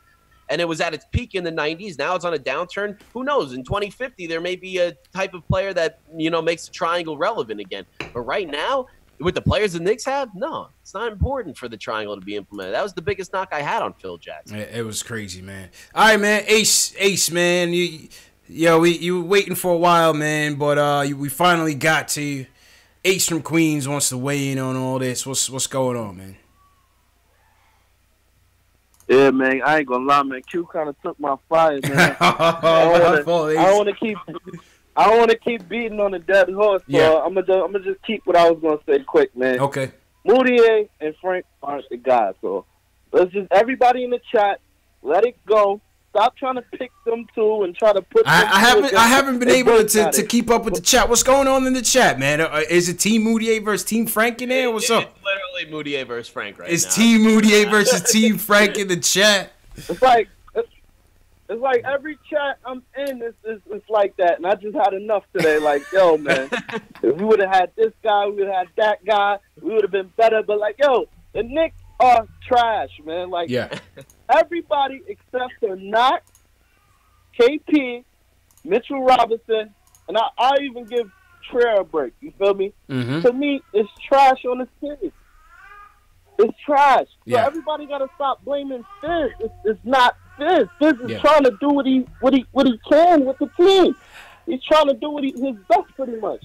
And at the end of the day, we kind of tanking. So it's like, why is everybody getting so mad when we lose? Like, yo, it is what it is. And we got robbed tonight. Trier did not go to that ball, man. What you think, Jake? I thought it was coming down. I thought it was coming down a little bit. I thought it was just starting to turn when ISO blocked that. Sometimes you forget how big these guys are, and from the vantage point that Thomas Bryant was in, like, that ball was going down when it left his hand, pretty much. That's what it looked like to me. It went up for like a split second, but then it was coming down. I thought it was definitely close. I mean, you could definitely make the argument, but listen, can you see that in fast motion, though? In fast motion, in slow motion. It definitely looked like the refs were like, well, let's get this Knicks L real quick. Like the fact that he made that call. Yeah, like it was like the refs was a part of the tank too. Like, yo, man, Adam Silver made the call. Like, nah, we got to make sure to get a good kick this year, man. Nah, man, they played hard to get us out of here, man. Yeah, man. All right, Ace, man. Yo, Ace, just patrol the chat, man. I'm about to make you a moderator, Ace. Just patrol the chat and make sure everything is still put together. Go ahead, man. Go ahead. Hello? Yeah, go ahead. His vision is John Morant, KP, and Knox. What y'all think about that, man? I'd love it. I've been thinking about it. I've been talking to a lot of people about that exact scenario, and it's scary. It's very scary. I love it. I mean, listen, I'm not going to front like I know this kid Morant, completely, but from the games I've seen about 3 or 4 games from him so far. The kid is a gamer, man. I'm dying to see that point guard with the Knicks come with that dog in him. One game. Say that, Ace? Yo, listen, this kid got more assists in one game than Moutier got this season put together, man. Yeah. I like him, man. Yes, I understand the shot is not there, but you can work on that. I'm not saying he'll be perfect at it, but you can improve on your shot. John Wall couldn't shoot when he first came in the league. That's a fact. I just feel like this kid has the intangibles, man. I also love the fact that John Morant's Instagram handle is I got game. Just like putting it out there. Yeah, I got game. Putting it out there, man. Look how he gets guys involved. How can you not like that? New York, man. Nah, John Morant. Yeah. And do you really think that Zion will really turn us around? Because I don't believe he'll turn us around. I still think he's a beast. I got reservations about Zion personally. I really feel like people are overhyping Zion, and Zion is a beast. I don't want to get it misconstrued. I think he's going to become an excellent NBA player, but I think that there is a fair amount of risk with Zion. Sure. Because right now, people want to act like he is completely dominant and ignoring the fact that he is a very flawed basketball player and a very flawed basketball player. He's got. Did y'all see that last Duke game? How they lost? Why they lost? The last Duke game. Which one, against Syracuse? Because Zion went up against a guy that was actually tall and could block his shot. So at the end of the game, when he was trying to drive to the basket and overpower everybody like he do, it stopped him from scoring. What do you think going to happen in the NBA? He's not going to be able to do the same thing in the NBA. At least right away, he's not going to be. He's not going to be able to do the same thing. He might not be able to bully ball everybody, but let's not act like everybody in the NBA is just over physical and everything. He can definitely get his way. He's not going to be the guy that steps into the NBA and performs like a guy like Luka Doncic is. If you're going to look for a guy that's going to be, a player right off the bat, I would say go with John Morant or RJ Barrett. Those guys' games are a lot more refined than Zion. However, Zion, his ceiling is unreal. Like his ceiling is endless because of that athleticism. I'll take the chance. I'll put it that way. I'll take the chance. Listen, that's fair. I understand his flaws. I understand his flaws, but I see a guy that has court vision. I see a guy that can defend. We want to play defense, right? I see a guy that can be a two-way player. I see a guy that can pass the ball well. I see a guy that has speed, athleticism. Of course. I'm just talking about if we get the number one, which is the obvious pick. You know what I mean? I don't think you're gonna go. I don't think it's as obvious as people make it out. Personally, I mean Zion. If we get Zion, right? Yeah. I'll let him go. You go. If we get Zion, what's the lineup with Zion? What's the starting five? Well, that's the interesting part. That's an interesting point, Jake. I think it would be something like Frank. Because is KP ready to play the 5 full time? I think he is. I think he's going to come back. Frank is not starting, man. Frank is not starting, man. Frank is Frank doesn't want to start. Okay, let's put a question mark at the 1. At the 2, we have Timmy, right? Timmy Dotson. Someone at the 3, you're gonna go Knox. At the 4, you're gonna go Zion, and at the 5, you're gonna go KP. That's what you have to do. That. It's not a bad lineup, honestly. And see how it works. You would have to see how that works first. But you know, KP don't want to play the 5, though. That's the problem. I don't think he wants to play the 5, Jake. I don't think he wants to play the 5. Yeah. I disagree. I think he's full time. And I think that's why we got Mitch, because they know KP don't want to play the 5. So that's why we probably drafted Mitch. I think that's going to be an interesting question. And I think when they're at the negotiating table, they're going to have to find that out. You know what I mean? Like, where's his head at in playing the 5 full time? Because the rumors were that he wasn't happy with it. Yeah, I think, I mean, my ultimate view for KP is at the 5. I haven't seen anything that makes me think that he doesn't want to play the 5. When he gets placed at the 5, he plays well. Maybe a little bit bullied, but, like, he's taking the whole year off. All he's doing is working on his body while that knee heals. You gotta remember last season. When he was playing the 5, he was crying in the interview talking about when he plays the 5, he gets tired. Yeah. And the guys beat up on him. Right. Remember that. Right. But I do think that next year he's going to come back and he's going to look very, very different because he hasn't been able to do with a torn ACL. It's tough to work on stuff that he probably traditionally was. He was probably in the gym working on his upper body more because he can't really do much with his legs in the meantime. He probably worked on his standing jump shot, just keeping his touch fresh, but also being in the gym and working on his upper body strength. I truly believe, and I hope I'm not being a Knicks homer in saying this, that Kristaps is going to come back and he's going to look a lot different. He's going to be a man. I hope so. He's going to be a man. He's going to resemble a lot more like the one thing I want from KP. All right. Yep. The one thing I want from KP when he comes back is for him to be a rebounder, man. You cannot be 7-3 and coming out of games with 6 or 7 rebounds, man. That's all I ask for. Well, I got one thing to counteract that argument. The one thing about KP, the one thing about KP being a rebounder is that he has been paired along with Enes Kanter last year, and before that it was Robin Lopez, and those are 2 good rebounding centers. And also KP, the way he's been used so far is around the perimeter, so it doesn't really open up a lot of opportunities for him to get offensive boards. And even at the 4, he's guarding more perimeter players in that sense. So I feel like the players that he's paired along with take away a lot of the rebounds that he could potentially be getting. But you're not wrong in saying that he is not a great rebounder because he's not. But I feel like that's also going to come with strength. And when he comes back from the injury, he better come back strong. Like, that's the one thing I expect from KP. And if he doesn't, I'll be disappointed. I want him to come back stronger.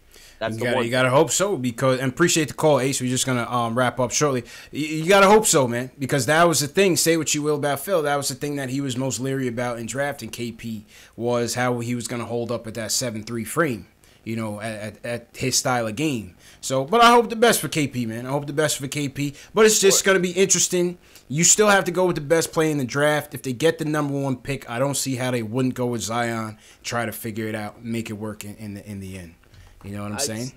Zion, I like Zion a lot. If the Knicks end up getting the first pick in the draft and they draft him, I will not be upset. Don't get this misconstrued. I think the kid is unbelievable, and I think he's very well deserving of a first pick in the draft.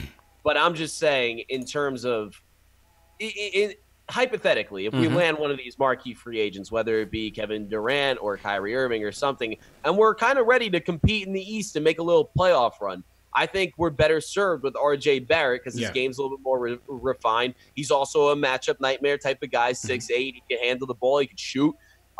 He's got a very refined game and a lot to work with. Or Ja Morant got a refined game. I think Zion's going to take a little bit more time to kind of develop. But when it comes to superstar potential, I think Zion's got it in spades. I think he's going to be I agree. more than okay. But he's got to work. If there's one thing that concerns me about Zion, it's the jump shot, because the jump shot is just plain not good right now, and the form is weird. He doesn't even, like, for a guy that could jump 50 inches at 280 pounds, he doesn't jump when he shoots the ball.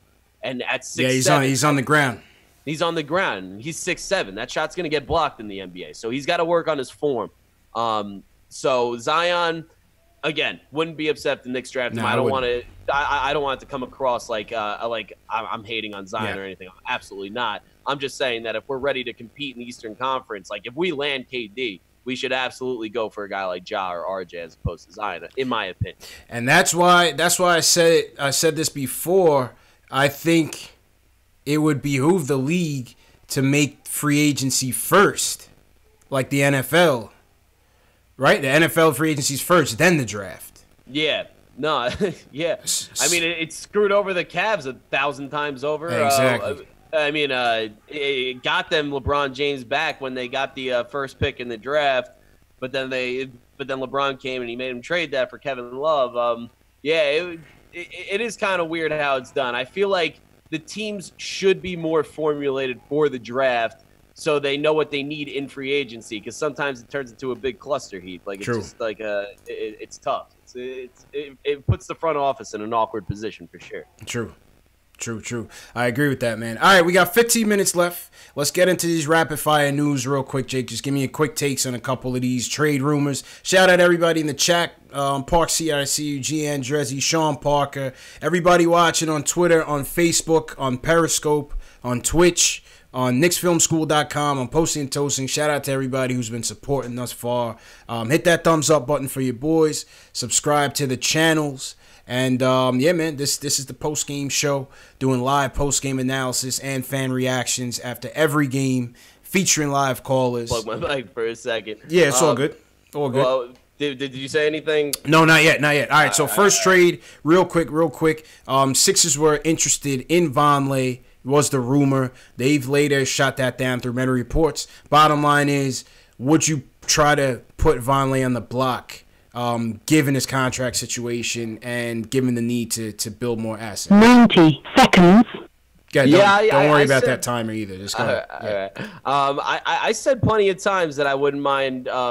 I just don't see Vonleh being a Knick next year. I think he's going to get a decent-sized contract. I don't he's not a guy that I would necessarily be upset if the Knicks brought back. I just think he's going to get paid a little too much, and if we want to make a big splash from free agency, it's not going to be financially sustainable to bring back Vonleh.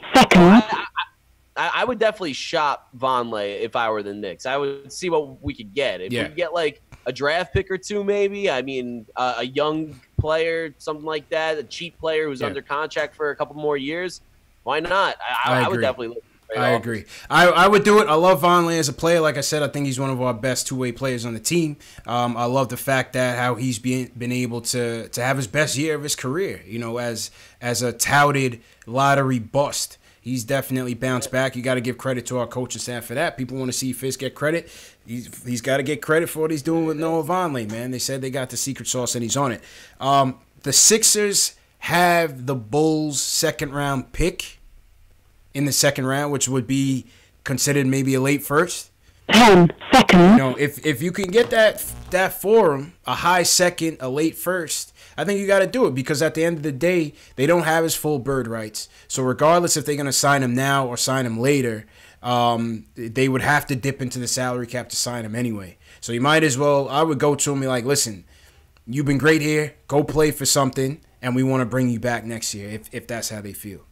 Yeah, no, I totally agree. I mean, I'm a big Vonleh guy. Went to school with the guy, called games for him in college. But again, if you let him go play for something. I like the way you put that. Like, go put him on the contender. I feel like he can help somebody. And, if the Knicks benefit and it's the same thing I was saying about Courtney Lee in the past couple of years. Like, I want to see Courtney Lee succeed. And it's not as extreme because Vonleh's not as old and he has a longer career ahead of him. But I was saying this about Courtney Lee. Like, Courtney Lee is not best served on the Knicks. And, now his trade value is plummeted. Plummeted. It plummeted. But, back when he was, getting buckets, he was getting, 15 points per game, 3-and-D guy. I was like, ship him off to the Spurs. Ship him off to the Warriors. Yeah. Let him play for something as opposed to just, being a guy that can rack up some stats and showing how good he is on the bum-ass Knicks. Like, Yeah. I want to see that. Problem with Lee is that contract, man, having an extra year with $12 million on it. Yeah, it's hard for any team to want to pick that up. Next trade, so they said the Canner trade to Sacramento was pretty much off. That would have been a deal. That would have been Canner for Zach Randolph. Only issue I have with this is that if they're going to trade Canner, I want to see them at least get a second-round pick. Don't just trade him for just salary for salary. That makes no sense. Not to just appease him. You know what I'm saying? We got to try to get assets in any trade that we're making right now, including the salary dump. See, my relationship with Enes Kanter has been a roller coaster ride. It is he very quickly rose through the ranks and turned into one of my favorite Knicks with that quote on LeBron. I mean, again, for anybody that knows me knows that I'm not a LeBron James guy. I don't like LeBron. I'm not a fan. And when he was messing with Frank, took an indirect shot at Frank and saying that we should have drafted Dennis Smith Jr. Over the 19-year-old French rookie. And then LeBron got into the squabble with Frank. Enes Kanter came to his helping and like he bullied LeBron a little bit. And he's just like, I don't care what you call yourself, king, queen, princess. We're gonna fight. I was all about that. But then Enes kind of went on the LeBron tour over the summer, which I was not a fan of. I thought it made us as an organization and as a franchise look weak. Look even more pathetic than we usually do, which is a pretty big feat. I wasn't feeling that. I like Canner. Nah. He's a jokey guy, happy-go-lucky guy, whatever. But I thought that was kind of weak. And now with the Knicks in the dumpster, and obviously needing pieces to build through the draft and stuff, he keeps saying stuff like, "I'm not down for playing like this, and letting some guys get playing time ahead of me. I'm better, blah blah blah." Like, we need to see what we have with the young guys as opposed to please Kanter, and like it just doesn't seem like he seems more of like a me guy than a we guy. He came out like a chump. He came out like a chump to me on that. So like at this point, my relationship with Kanter, I'm not a huge fan of him. So if we can get rid of him, I mean, I still think he has trade value. He's an expiring contract, and he's a good player. He's a double machine, not kind of a defensive liability. Doesn't really extend the floor too much. But I could, if we can move him, I'm all for it. I don't really care what it's for because he's not coming back next year. So whatever piece we can get, I'm all for it. And before we get to the last one, in all seriousness, hopefully everything is cool with him. He's been beefing with Turkey, and Turkey Glue got beef with him, and that's something I don't wish on him. Yeah. I don't want him to get back to Turkey. Craziness, I'm not a fan of basketball, but as a person, he's standing for something bigger than facts. Yeah, something we can't relate to, man. But Adam Silver was interviewed in London, and he said he's standing with him. NBA standing with him 100%. So good. That's cool. So shout out Canada. All right, last topic, and we're gonna try to get to our last call as well. Last topic was this trade rumor. Had everybody on my Instagram talking. Had over 200 comments on there. You weighed in on there, or either you or your brother. I think it was Michael, but yeah, we both feel similar. All right, so we got about 5 minutes left. This rumor regarding Dennis Smith Jr. being on the block. Knicks fans are looking at it. Trade Frank, right our wrongs from last year's draft. If they could try to put Timmy in there for Wes Matthews' expiring deal, so you clear up the cap space, you get a more talented point guard. Where are you on this topic, Jake? Listen, in the proposed trade, it's Dennis Smith Jr. and Wes Matthews expiring contract for Frank and Tim Hardaway Jr., which in that case, I say you pull the trigger in a blink of an eye. I don't think it's a real trade proposal. This is just pure conversation. Yeah, unless like the Dallas Mavericks are like low-key desperate to get rid of Dennis Smith Jr., which I don't know why they would be. I get his fit alongside Luka isn't ideal, but he's still a good player, and I still think that you could get a ton for him. Yeah. But like, if you have the opportunity to get rid of Tim Hardaway Jr.'s contract, you take that opportunity. And I played it again. I like Timmy, but that contract is an albatross. It's crazy. Like it's not suited for him. Yeah. And also, swapping out Frank for Dennis Smith Jr., I think it would be a trade that would kind of benefit both teams in that sense. Not so much the Wes Matthews, Tim Hardaway Jr. aspect, but the Frank and Dennis Smith Jr. Like Frank would get a fresh start with Dallas, play alongside Luka, which the offensive duties would kind of be relieved from him. Like that'd be an interesting pairing. and he's more of a distributor. He's more of a defensive player. He can complement Luka better than Dennis Smith can. And on the Knicks side, I feel like Dennis Smith Jr. would fit well with the Knicks. He would love being a Knick. He would be in the middle of Manhattan, obviously, in the which is what I'm scared of. I'm scared of that. You're scared. I'm scared of that because to me, I feel like it's buyer's remorse from Dallas already in the second year. He's a rookie, damn near still, and for them to be able to say that he's on the block and not even that's not a rumor. It seems to be true. No, I think it's absolutely true. You know what I mean? You want to tell me that this kid can't gel with Luka Doncic and we're only a half year into this kid's... Something is wrong, man. Something is wrong that they want to bail on this kid that fast. I don't trust it. Yeah, it's fair. It's definitely fair. Yeah, you're not wrong in that analysis. But I just think that Dennis Smith is a big-time player. I think he still has a lot to give to the NBA and basketball in general. Yeah. And I think that in a weird way, like sometimes you see some guys come to New York and underperform. They're not prepared for the media and all that, and they crumble. Dennis Smith always struck me as a guy who's like a big-time guy. When the stakes are the highest, he kind of wants to show out. And I think that's part of the reason why he didn't mesh with the Mavericks so well, because when they got Luka's like the undisputed number one on that team, and that's not going to change. Yeah. But Dennis Smith, he could kind of be a baller for us, and I feel like he could become kind of like one of these Knicks legends. You know, he would be so beloved. I don't know, man. I don't know, man.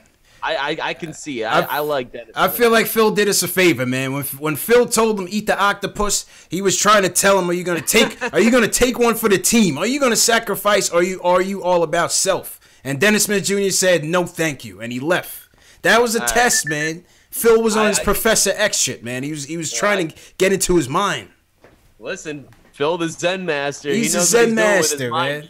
You know, he knows what he's doing with the mind games. I love that analysis. I don't like it. He might have been sleeping at the practices, but Phil's cerebral, man. He's cerebral. Nah, you know? Even when he's sleeping, he's more awake than 90% of the world. Yeah, he's woke. Like I said on Dennis Smith, I just think it's buyers beware. It's buyers beware, but at the same time, if you get rid of Tim Hardaway Jr.'s contract, I still think you do that in a second. Yeah, well, the Timmy contract, I'm not averse to necessarily. Although I would like to see, I think he could be a six man once you get more pieces on this team and move him further and further in terms of priority.